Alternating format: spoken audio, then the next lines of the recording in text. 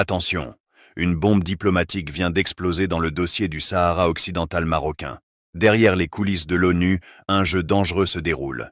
Imaginez, le champion autoproclamé de l'autodétermination des peuples, pris en flagrant délit de soutenir la partition du Sahara. Derrière le masque de l'autodétermination, il soutient discrètement une partition du Sahara, révélant ses ambitions cachées sur ce territoire marocain. Contre toute attente, ce n'est pas l'envoyé de l'ONU, Stéphane de Mistura, qui est au cœur de la controverse.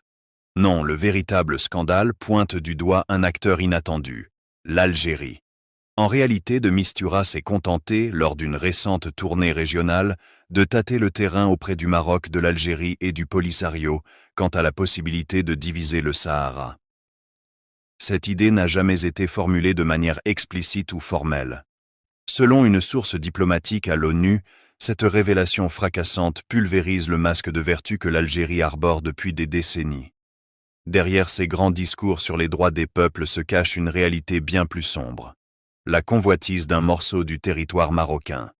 L'hypocrisie du régime algérien éclate au grand jour. D'un côté, il clame haut et fort son soutien à l'autodétermination.